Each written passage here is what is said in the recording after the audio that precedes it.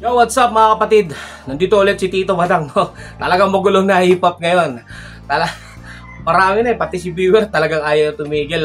Talagang binanatan niya rin yung mga haters niya, no? At si Third Floor, maganda rin yung message niya. Tsaka, at marami pang iba, pati si Morbits, grabe. Pero bago lahat, shoutout muna sa Fubu. Maraming salamat sa Fubu.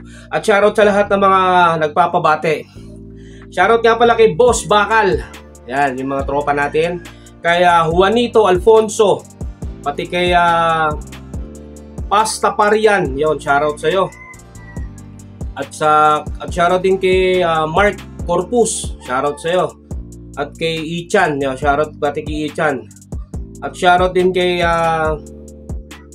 Aristotel Lirio, shoutout sa iyo, men. At shoutout din kay Tracer Ruelas, shoutout sa iyo. At sa lahat ng mga sumusuporta dito kay Tito Badang, salamat. Iliganto G, Justin, shoutout sa'yo. At mga kapatid, dumako tayo dito. Talagang mainit. Eto na.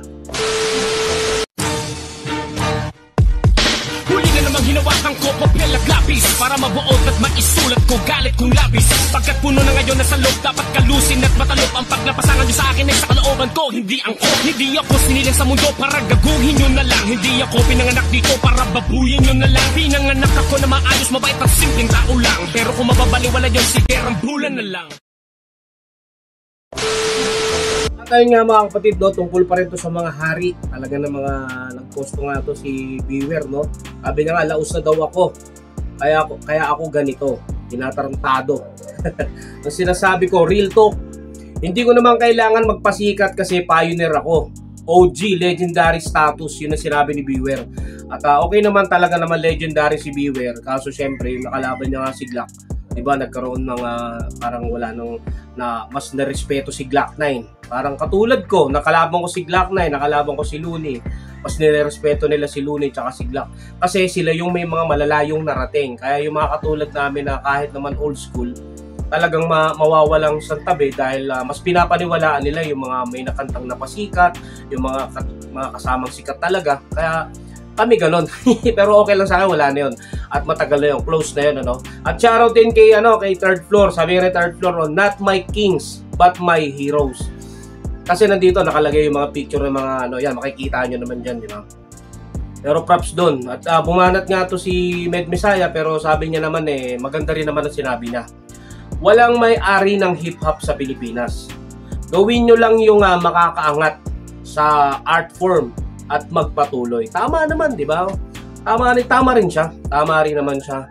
Kumbaga, kung may hari man tayo, nasa puso ng mga tao yun. Nasa puso rin ng hari na sinasabi natin, ano?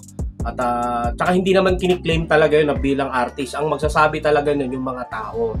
So kung alam mong sa sarili mo na sinauna kang rapper at matagal ka na talaga sa hip-hop industry at ugat ka na, masasabi mo sa sarili mo yun at talaga namang re-respetuhin ka ng mga kapwa rapper natin, di ba? Props naman doon. At hindi naman ako kumukontra sa gano'n, no? Para ano tayo, para sa gitna lang tayo. Kaya ang pinaka-the best talaga nito, respeto.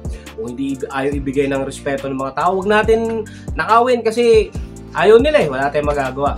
Hindi naman porket nagtinta ka ng ulam, may tinta ka dyan na paksiw, menudo, adobo, gusto lahat na ng mga tao. Kaya nga iba-iba yung putahe na binibenta natin kasi may mga taong ayaw kumain ng paksiw, ayaw kumain ng mga prito. So gusto nila yung mga baka. Kumbaga, ganun din sa hip-hop industry. Kung ayaw sa atin ng tao, huwag natin ipilit para wala tayong mararamdamang sakit. Kaya maraming salamat kay Tito Badang. God bless you all. Ingat!